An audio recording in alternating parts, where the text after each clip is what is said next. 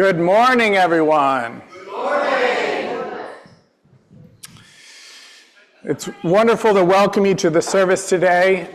I'm Reverend William Levwood, affectionately known as Rev Lev. My pronouns are he and him. I'm delighted that I'm the minister here at Accotink Unitarian Universalist Church.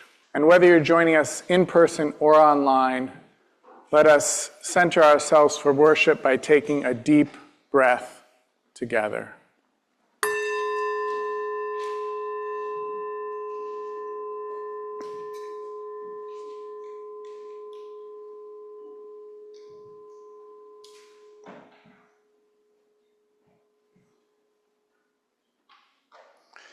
We open and welcome to the ancestral people of this land, acknowledging that our church, like all of Burke, rests on the unceded territory of the Manahoac tribe of the Great Sioux Nation. We seek healing and the realization of justice with the people of this land who live on in their descendants, the present-day members of the Monacan Indian Nation, the Patawomic Indian Tribe of Virginia, and the Piscataway Indian Nation. We honor the ancestors as we move toward healing, so that all together shall one day know full justice. Welcome to you. I'm Paulette Lickman-Panzer, and always happy to be your worship associate for the morning. I hope you got a name tag or have put your name on your Zoom name tag, and if you need help with that, let us know in the chat. If you aren't new to Accotink, look around. Do you see people you haven't met or haven't spoken with in a while? Help us live up to our mission to be a welcoming and inclusive community and spiritual home for all by reaching out and making a connection. Whether you're a longtime member or a newcomer or something in between, we encourage you to stay for our social hour, and today we have a potluck, so if you're new, welcome to the potluck as well. And we'll do this immediately after the service. We're very glad that you joined us today. So,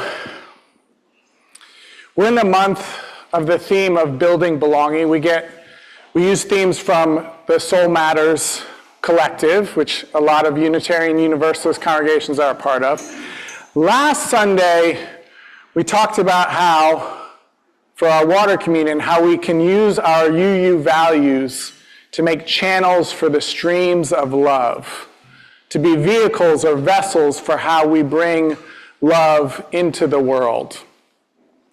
And I also introduced a new idea, which is the idea of systematic theology. So this is a theology that's much bigger than just God or not God. It includes what's the nature of human beings, how do we find wholeness or salvation, what's the whole point of the whole thing, of human history and life? That one's called eschatology. Anybody want to say eschatology? Eschatology. How we organize ourselves when we come together in congregations, that's called ecclesiology. Anybody want to say ecclesiology? Ecclesiology. And do we have a message to share with the world, and what is that message and how do we go about doing that? It's called missiology. So actually next Sunday we're going to focus on that question of missiology and the idea that to make the world that we're called for, first of all, Unitarian Universalism starts with a welcome that is huge, that draws the circle wide and then wider still and then wider still again. But also, if we want to transform the world with liberating love, to make it the kind of world that we want to see, then we need to be sharing a message of our values and drawing other people in coalition. As Unitarian Universalists, we don't think that other people need to be Unitarian Universalists. But we do. We're so small. We're so small, y'all. When I was in Pittsburgh and Taylor Swift was on the Eras tour, she had more people in 2 nights in Pittsburgh coming to see her than we have Unitarian Universalists in the whole nation. Yeah. So we have to join in coalition and birth solidarity in order to build the world we dream about. So that's what we're going to talk about next week. And also, I want to say that the fourth Sunday of the month, the following Sunday, after that, we have Pablo de Jesus, who's the executive director of Unitarian Universalists for Social Justice, who's going to be in the pulpit. So I really hope you'll come out for that. I'm really excited to have him here. But this Sunday, we're going to go a little bit smaller, and we're going to talk about how we come together in small groups and find a sense of belonging and connection and deepening through small groups. I want to invite Gene Seibel up first, and I want you to rise in body or spirit to join in our chalice lighting words. Love is the power that holds us together and is at the center of our shared values. We are accountable to one another for doing the work of living our shared values through the spiritual discipline of love. When our heart is in a holy place, when our heart is in a holy place, we are blessed with love and amazing grace. When our heart is in a holy place, when the silence of sacred space, and the God of our hearts is within, when we feel the power in each other's faith, when we come in a holy place. Last time, when our heart is in a holy place, when our heart is in a holy place, we are blessed with love and amazing grace. When our heart is in a holy place. Say that last part again. When our heart is in a holy place.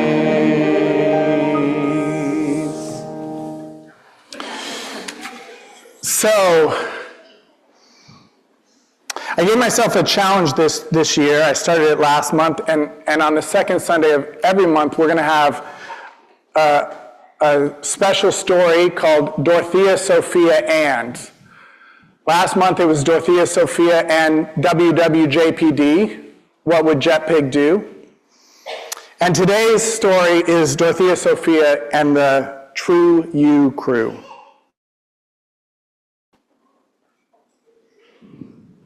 So remember me, Dorothea, Sophia, but you can call me Dot. My whole life, I've always had friends, a different best friend in every grade, and it was always a bit sad when every year my last year's best friend ended up in a different class. Maybe we could have stayed best friends if that hadn't happened. So my whole life I've always had friends, but I never had friends I could show my whole self to. Not until 7th grade, that is. I suppose it could happen in any grade, 6th or 9th, 10th or senior year, college even, I guess. For me, it happened in 7th grade. I remember once in 6th grade, the year before, the only year I didn't have a best friend at school, the year I secretly call the lonely year. That year, I told my dad I wanted friends I could show the dark side of the moon parts of myself to. Well, in 7th grade, I found them. We called ourselves the True You crew. We sit in the back during math class, talking quietly or passing notes to each other. We'd find each other on the playground and at lunch and after school. We shared our favorite music, favorite books, TV shows, our crushes. Well, I didn't have any crushes myself, but the others shared about theirs. We also shared our fears. Not just the little ones either, the big ones, like our fears about climate change and guns. And some of them weren't just fears. We shared when we had lost dogs or cats or grandparents. We shared our tears. And we also shared other things that weren't fears, like why weren't the adults doing anything about climate change, about the guns? We were mad, like crazy mad, like righteous anger mad. Now, I don't want you to think the dark side of the moon parts are all about the hard stuff. It's not that. It's all the stuff that you just don't share with everybody. It's the quirky stuff too, like how my dad still sings me to sleep even though I'm in 7th grade, and how I love Harry Potter and Taylor Swift and graphic novels, but I also still love picture books, like Where the Wild Things Are and Kitten's First Full Moon, and how I still love stuffies of all kinds. We share the quirky things like how my dad hates slime, and even though I love slime, I hate how the dishes feel when I have to put them in the dishwasher, all dirty and gross and, well, kind of slimy. It's all that stuff too. We share all of it with each other. That's why we call ourselves the True You Crew. I hope you find some friends like that for yourself.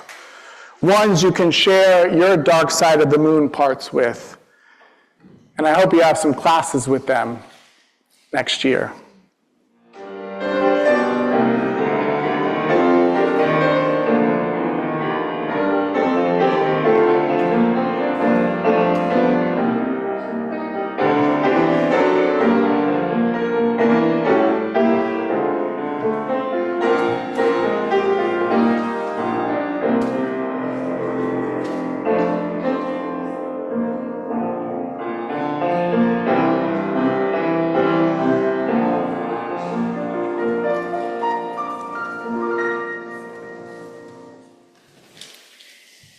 This reading is an excerpt from Harbor Me by Jacqueline Woodson.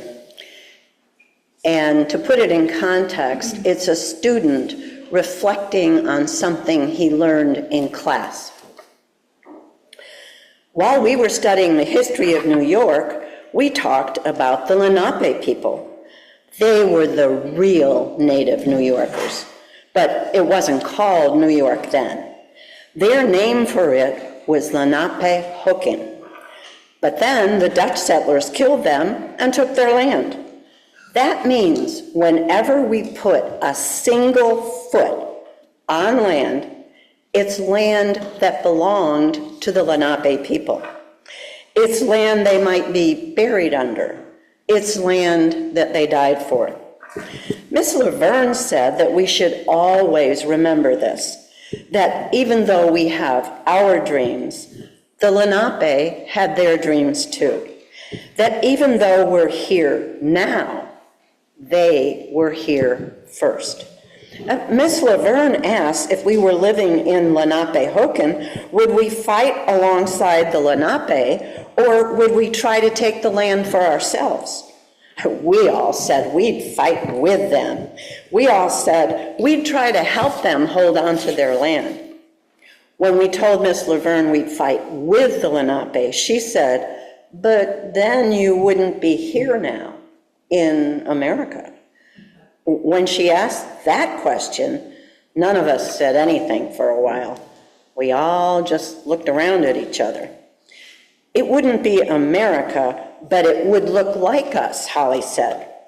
It would look like this classroom, I think, she said, because we'd figure out how not just to take something, and the Lenape people would probably share with us too. And then we'd all mix together, Tiago said. Before Miss Laverne talked about the Lenape, I hadn't really thought about the people who came here before we did. Miss Laverne said every day we should ask ourselves, if the worst thing in the world should happen, would I protect someone else? Would I let myself be a harbor for someone who needs it? Then, she said, I want each of you to say to the other, I will harbor you.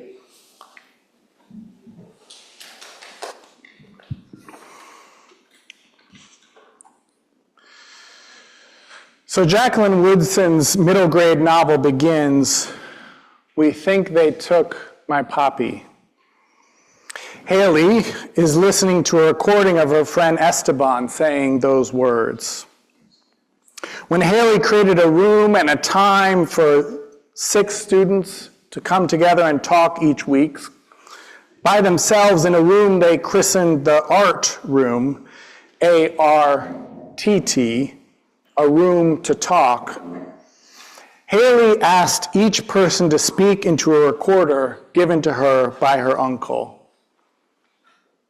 She was looking forward to the future, and she wanted to be able to remember the voices of her friends. Esteban shared first about his father being taken away, about his family not knowing where he was, about all his father gave up in coming to the United States as an immigrant, about his father's dreams of being a poet, his father's dreams of being a professional baseball player, how he told his son Esteban that he gave up these dreams out of love.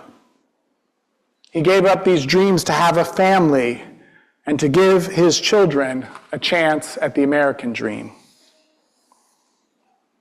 Tiago shared next, telling a story of walking and talking in Spanish with his mother, and of being accosted on the street by a man yelling at them to speak English, to go back to where they came from, that America is American. Tiago tells about how he watched his mother get small, how even after that day she whispers to him now when they speak Spanish in public, scared she'll be accosted again. Tiago is American, Puerto Rican, so he doesn't have to worry about his loved ones being deported, but still, he doesn't feel safe being his full self in America. When Amari shares, he asks questions about freedom, whether 5th and 6th graders have it, whether people of color have it now in America. He talks also about all the things boys can't do anymore as they grow into men. No more superhero sheets on your bed. No more hugging other boys. And if you're a black boy like Amari, as his father told him, no more playing with toy guns, even if they're made in unnaturally bright colors. It's just not safe if you're a black boy in America. Ashton doesn't understand. He argues with Amari. Ashton is white and tells Amari he can keep playing with the guns. Ashton and Amari are best friends, or they were. Now Amari is upset with Ashton for not understanding what it means to be a black boy in America. Days or weeks later, Ashton shares about when he moved from Connecticut, about being one of only a few white children at the school. He shares joyfully about the moment when Amari befriended him, but also about being bullied by 8th grade boys now because he's white. The sharing that the children are doing with each other breaks down walls. It breaks down walls between the two friends. And there are 4 boys in this group of 6, and now they start walking together after school, flanking Ashton to protect him, harboring him. The sharing breaks down some of the walls between them anyway, until the day Holly comes to school wearing expensive sneakers that Amari tells her he had asked for as a Christmas present. Amari pokes fun at Holly about being rich. Holly pokes back, saying she doesn't even like Amari. Amari's hurt shows on his face, but at first Holly doesn't notice. Then, after a moment, she tells Amari she doesn't like it when he calls her a rich girl. And Amari says, "That's all you needed to say. I won't do it anymore." By this point in the year, everybody has shared into the recorder, everyone but Haley. Holly is her best friend and asks her why she hasn't shared, giving her friend the nudge that she needs. And Haley shares about how her mother died in a car accident and how her father was sent to prison. Esteban's father still hasn't come home, and after Holly shares her story, Esteban tells her it makes him feel better about his father being taken away, makes him feel like he can be strong like Haley as he waits for his father's return. Like that thing Miss Laverne said about how we have to harbor each other, I feel like your story does that for me. So, on the face of it, this is a story of 6 children in a room together, given the space to share their stories. But I want to give some context, because it starts out with Esteban saying, "They took my papi." So the sanctuary movement here in the United States began in the early 80s when there was an influx of asylum seekers fleeing violent civil wars in Guatemala and El Salvador, wars that were encouraged by U.S. policy. At the time, the Reagan administration tried to stop the flow by denying asylum to the refugees, claiming their migration was just fueled by a desire for economic opportunity. On March 24th, 1982, 5 Bay Area churches and 1 church in Tucson held coordinated press conferences in which they announced their intention to offer safe haven to undocumented Central American refugees who requested protection from deportation. The sanctuary movement spread quickly across the U.S. By 1985, over 500 churches and synagogues were active members of the sanctuary network, some of them housing undocumented immigrants within their walls to keep them from being deported. According to the California Migration Museum, the Central American sanctuary movement drew on a long tradition of offering refuge in churches, including early Jewish and Christian social teachings and medieval law. There were also clear connections to the anti-slavery Underground Railroad that had operated across the U.S. in the 19th century, and more recent sanctuaries offered too. At first, the sanctuary movement was focused on helping Central American refugees continue moving north to Canada, where it was hoped those with credible claims would find it easier to get settled status. But after the U.S. government put pressure on the Canadian government to refuse Central American claims, sound familiar? U.S. government putting pressure on other countries about their own policies.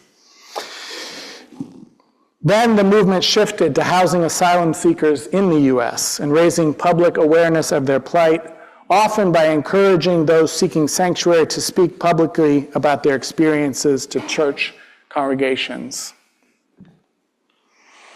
Now, I want to add that Jacqueline Woodson's book was published in 2017 during Donald Trump's first time in office because of the crackdown on immigration and the separation of families happening at that time. So this has been going on from the 80s all the way to today.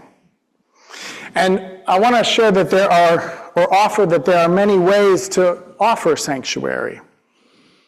That we can offer physical sanctuary to those in need, like the sanctuary movement of the 1980s. At that time, this sometimes took the form of harboring an undocumented immigrant within a church sanctuary. Some EU congregations have done that, even recently.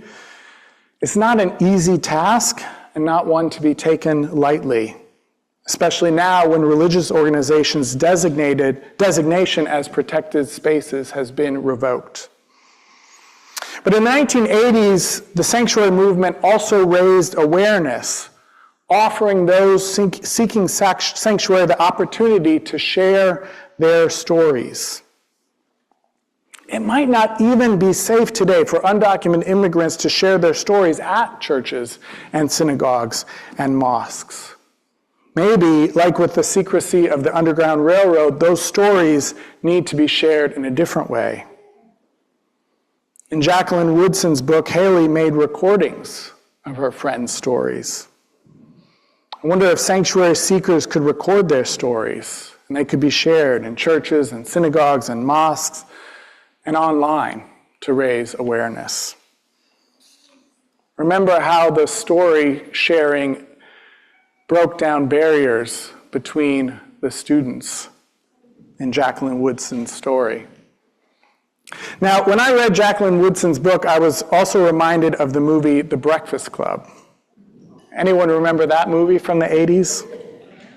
It takes place all in one day, not stretched out over a year like Jacqueline Woodson's book. It takes place on Saturday, March 24th, 1984, in Shermer, Illinois, a white suburb of Chicago. And all the characters are white. 5 kids in Saturday detention. They have a kind of diversity. They're described as a brain, an athlete, a basket case, a princess, and a criminal in the opening voiceover monologue. Now, I watched the movie again this week, and I actually wouldn't recommend revisiting it. It hasn't aged well. There's a lot wrong with it and not much right with it. And in fact, nothing really compelling happens until almost 75 minutes into the movie, when the jock character drops his guard and gets vulnerable. And then one by one, the other characters get vulnerable, each one sharing how they feel boxed in by their social identities. That's the part that's like Jacqueline Woodson's book. The characters, high schoolers in the movie, 5th graders and 6th graders in the book, open up and share some of the most vulnerable parts of themselves and their lives with each other. And through that sharing of the dark side of the moon parts, they connect with each other. They deepen with each other. We all need that kind of sharing now. I just listened to a podcast featuring chef and cookbook writer Samin Nosrat of Salt, Fat, Acid, Heat fame about her new cookbook and her practice of having a weekly dinner with friends every week to connect and deepen together. That's one way to do it. We also have many ways to deepen connections with each other here at Accotink. There's a band book club, a poetry group, a men's group for older men, a women's book club that meets online at 1 p.m. this coming Tuesday. There's our LGBTQ plus group, True Accotink Colors, that meets online every first and third Sunday evening. There's our pagan group, Sacred Wheel, including seasonal rituals like their celebration of the fall equinox next Sunday and their drumming group today after the potluck. There's the potluck today and every second Sunday after the service. I'm waiting for the amens and the preach it to come in. Isn't this amazing? There's the crafting group that meets on the Tuesday evening of every month. That's this coming Tuesday evening. There's the Nearly Native gardening group with their work day next Saturday morning from 9 a.m. to noon. Notice, like, almost everybody has something happening in the next week, if not the next month. What else? Shout them out. There's the Joyful Bridge Brigade. Protests are a wonderful opportunity to connect and deepen with each other. There's the choir, our growing choir. Hello, sopranos. Not that sopranos, actual sopranos. What else? The camp out coming up in October. Yeah. The auction with all those opportunities to connect at dinners and events that people put on that are mostly focused on connecting with each other that happens in October. And by the way, it's the last day to get in your donations for that, to submit them. And there are our Soul Matters small groups that meet once a month to explore the monthly theme through deep sharing. Those will be starting up again in October. We also have a Soul Matters parenting group that we do in collaboration with the Unitarian Universalist Congregation of Davies. And we're adapting that group this year to have more of a direct focus on raising our children as UUs, reflecting on parenting questions related to the monthly theme, and sharing parenting pickles and gems so participants can learn and grow from each other's parenting experiences. When that group met this past Wednesday, one of the questions was, when has someone made you feel you belonged? And most of the people shared stories not of a person, but of a small group as the place where they found that deep experience of belonging. And for me, as I know is true for many of you, many of those small groups have happened in religious community, Small groups gathering regularly in synagogues and mosques and churches and UU congregations. Now, the movie The Breakfast Club closes with the iconic song, "Don't You Forget About Me," suggesting that the kids have been transformed by the experience of being together that day and will stay connected to each other despite the social pressure not to. That they'll step beyond their socially constricted roles and be more fully themselves and more accepting of each other. In Jacqueline Woodson's book, Harbor Me, Esteban's father is deported back to the Dominican Republic. And the family leaves the United States rather than remain separated, Esteban moving to a country he has never lived in. The book begins with Haley listening to a recording of Esteban, a recording she made so she wouldn't forget her friends and the deep connections they made together. That's how the book begins. It ends with the children reflecting on Esteban's absence and saying that he is not forgotten. So I say to all of us, let's make a commitment not to forget. A commitment not to forget about the Lenape or any of the indigenous peoples who inhabited the United States before European colonization and who still live here on reservations, but also in cities and towns all across this nation. Let's make a commitment not to forget the many immigrants deported from this country or hiding in fear of being deported, many of whom are themselves the descendants of the indigenous peoples of the Americas. At the end of the Breakfast Club movie, the voice-over monologue says, "You see us as you want to see us, in the simplest terms with the most convenient definitions." We could apply that to the hateful rhetoric about immigrants today.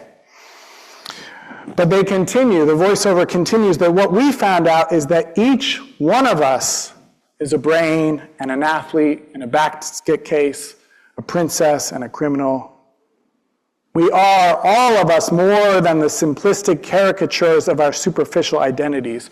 We are complex human beings with complex and often complicated identities, born of complex and often complicated histories. Histories familial, cultural, national, international, human, earthling. Let's commit to not forgetting the depth and diversity of our identities, of our personhood, of our humanity. And let's commit to not forgetting the depth and diversity of the identities of our friends and neighbors, their personhood, their humanity. Just like Miss Laverne, I want each of you to say to the other, "I will harbor you." Let's say it together. I will harbor you. To say, don't you forget about me, and I won't forget about you. May it be so, and may we be among those who make it so. Amen, amen, amen, and blessed be. What a perfect segue to our outreach recipient of this month. Danielle Schmutz has been connected to Beacon House for over a decade, originally joining the organization in 2014. After moving in 2019 to an opportunity to improve health outcomes across the United States and globally, Danielle returned home to Beacon House 18 months ago, where she now serves as the executive director. She graduated from Central Michigan University and received her MSW in Management and Policy from the University of Michigan. Outside of work, Danielle enjoys throwing clay in the pottery studio, dabbling in athletic feats, and exploring the outdoors with her husband and their pup, Pearl. She's a resident of Northeast DC's Ward 5, where Beacon House is based. I encourage you to talk with Danielle during coffee hour, and also with our special guest, also from Beacon House, Shavezi Thorne. They'll both be here after the service as well. And Danielle, thank you for joining us today. Good morning, Accotink. Good morning. Thank you again, Rev Lev, Nancy, Marcia, Peter, Michelle, and everyone across the congregation for welcoming me back this morning. Chwezi and I are really excited to be here, and we'll be here through the potluck as well, and can't wait to talk to you. Beacon House is a youth development organization embedded in a large affordable housing complex in Northeast DC. We provide after-school education programs, competitive athletics, mentoring programs, and summer camps for K-12 youth. What began in Edgewood Commons now engages youth across the district. When I visited your congregation last year, I shared how Beacon House began in 1991 as a UU community ministry founded by Reverend Robinson. He didn't do it alone. He rallied UU congregations across the DMV and together built Beacon House from the ground up. From writing bylaws, tutoring children, painting walls, teaching kids to read, UUs shaped our work from the very beginning. In that sense, Beacon House is really all of ours. That shared legacy is alive today. This fall, we launched a pilot program focused on violence prevention with at-risk and disengaged teens in our neighborhood. In one of our mentoring circles, a young woman said, if we were not here in this group, we would be outside fighting and starting things. Instead, she and her peers are using that space to reflect on who they want to be, practice conflict resolution, and simply have a space to be teens, to laugh, to connect, and to feel safe, and to begin shaping themselves as leaders. This is truly the power of Beacon House. Building belonging, just as we've been talking about today. Creating spaces where young people know that they are seen and valued and supported, not only when things are going well, but especially when they take a wrong turn or stumble. At every stage of life, Beacon House is there to pull them back in. Today, our work feels even heavier. Families are carrying deep mental health burdens, violence has touched too many corners of our community, and in this political moment, with threats to education funding, federal interference in DC's self-governance, and ICE, DEA, and ATF agents on the ground in our neighborhood frightening families, the systems that our kids rely on are feeling really fragile. And still, Beacon House remains a light in this storm. And the UU fingerprints are right there in every student who feels safe, in our young leaders who choose different paths, and in every family that finds hope. At its core, our partnership with you has always been about our shared values, really rooted in love, community, dignity, equity, and belonging. My invitation today is simple. Keep stepping into our story as supporters, volunteers, partners, and in doing so, we'll all continue to carry forward Reverend Robinson's legacy. We look forward to talking to you. Thank you.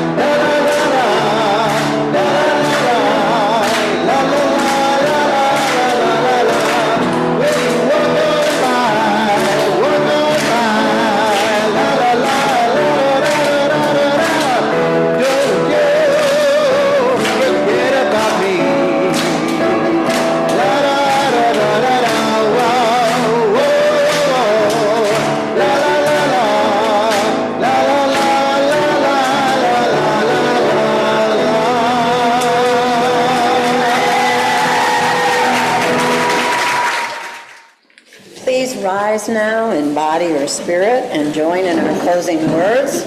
If you feel brave, you might even join hands with the person standing next to you.